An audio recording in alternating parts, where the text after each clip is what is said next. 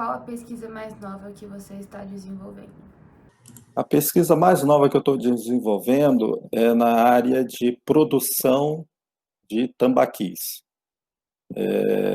Vocês sabem que o tambaqui é um peixe da região norte, muito apreciado lá na região. Ele só perde para a tilápia em termos de produção. Por ano, mais ou menos 150 mil toneladas de tambaqui são consumidos na região centro-oeste e norte do Brasil. Só que essa cadeia produtiva é uma cadeia produtiva assim, muito recente, no sentido de produção. Então, o tambaqui, por exemplo, não é um peixe completamente domesticado. E existem alguns problemas graves na produção do peixe. Por exemplo, se eu pego dois peixes, né, duas matrizes, e eu cruzo essas matrizes, eu gero os alevinos, os peixinhos. Só que tem um problema. Se eu pegar duas matrizes que são aparentadas, por exemplo, que são irmãos ou meio-irmãos ou primos, os alevinos que são gerados por este cruzamento, eles não ganham tanto peso quanto alevinos que são resultado de matrizes completamente descorrelacionadas, ou seja, que não tem parentesco nenhum. Isso se chama, na literatura, isso tem um nome, isso se chama depressão endogâmica. Isso acontece também entre seres humanos. E além desse problema de não ganhar tanto peso, né, os alevinos, com a mesma ração, existe um outro mais grave ainda, que são os problemas genéticos. Então, se eu cruzo duas matrizes que são aparentadas, a chance de eu ter problema genético é muito maior do que quando as matrizes não são aparentadas.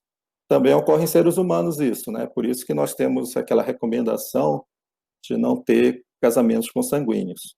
Então, o que a Embrapa fez? A Embrapa percebeu esse problema que estava ocorrendo na cadeia produtiva do tambaqui e nós, lá na Embrapa, identificamos marcadores genômicos, são marcadores de mutação de um único nucleotídeo, que eram capazes de identificar o parentesco, o grau de parentesco entre as matrizes. Assim, o produtor faz o quê? Ele genotipa as matrizes e vê o grau de parentesco.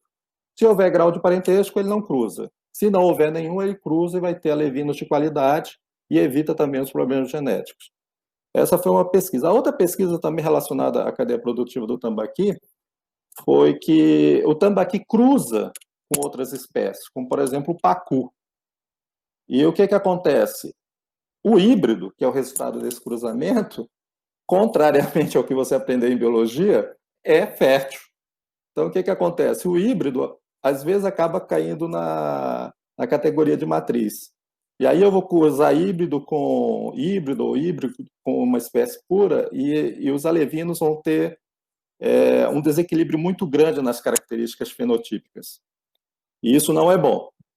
Então, o que era necessário? Era necessário a gente também fazer um teste genômico, tá certo? Para identificar a pureza do tambaqui, para saber se aquele tambaqui era puro mesmo ou se já era um híbrido. Então, nós também fizemos isso e nós lançamos recentemente lá em Palmas, que tem uma unidade de piscicultura da Embrapa. Essa tecnologia nós chamamos de Tamba Plus. Se você pudesse voltar atrás, faria alguma coisa diferente? Então, eu já contei para vocês que a melhor coisa que aconteceu na minha vida foi uma coisa ruim, né, que foi ter tirado 0 na redação da Universidade Federal do Amazonas. E esse padrão se repete muito na minha vida. Então, eu costumo dizer que as melhores coisas que aconteceram na minha vida foram coisas que deram errado. Não saíram como eu planejei, mas acabou sendo muito melhor.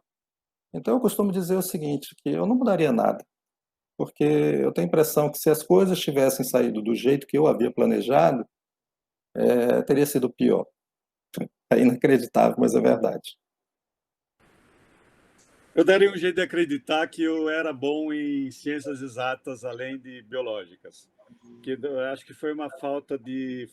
Foi um vacilo a partir do momento que eu era chamado a pedra, como se dizia naquela época, era chamado a lousa, na chamada oral, em matemática, e eu sabia que não ia saber, e aquilo aquilo me expunha, então aquilo me fez com que eu me retraísse demais, e reforçou aquele senso de inferioridade, né?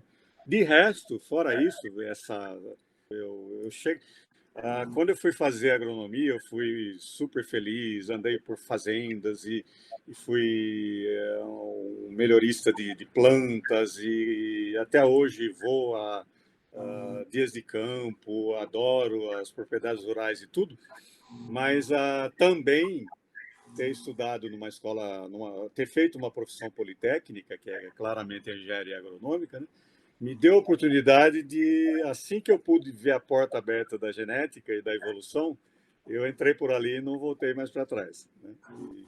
Então, seguiria o mesmo caminho. Se eu pudesse não voltar no tempo, o que eu faria, né? Eu tentaria ter me tornado cientista antes, tá? Mas eu não fui capaz porque eu acho que talvez porque no meio que eu vivia não tinham cientistas, tá? Mas isso é uma coisa que eu faria, tá? Eu acho que a única coisa que eu tentaria fazer é virar um cientista antes. Oi, meu nome é Isabela, sou aluna nova do Colégio Notre Dame de Campinas e venho aqui fazer 2 perguntas. A primeira pergunta é: se você pudesse dizer alguma coisa para a sua versão adolescente, o que seria? Minha versão adolescente é sempre, se você tiver alguma ideia, alguma informação, alguma dúvida, sempre pergunte para uma pessoa mais experiente, mais velha, né? Mas que é mais experiente, principalmente, que você enxerga como exemplo para ela te dar algumas opções do que você poderia fazer, né? Uma sugestão, tá? Porque ela já vai saber os caminhos que são os caminhos mais fáceis, tá? Não tão tortuosos, que vão levar para o mesmo resultado, né? Que às vezes você leva a vida inteira para tentar descobrir alguma coisa, mas tem uma pessoa, você tem que se formar, estudar, passar muitos anos, sendo que tem uma pessoa que já sabe dos caminhos que você pode seguir, né?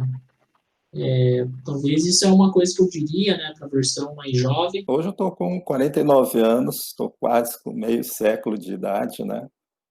E se eu pudesse dar um recado para o Michel de 13, 14, 15 anos, o meu conselho seria: acredite mais em você.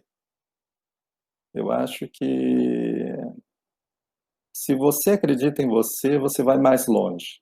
Às vezes a gente acaba se diminuindo, às vezes não acreditando tanto em si, achando que a gente não é capaz, ou talvez tem tanto problema para enfrentar, a gente acaba desanimando, né?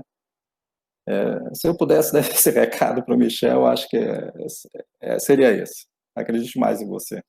Muito legal, porque você assistiu essa série de filmes de ficção científica e você amou o seu curso científico.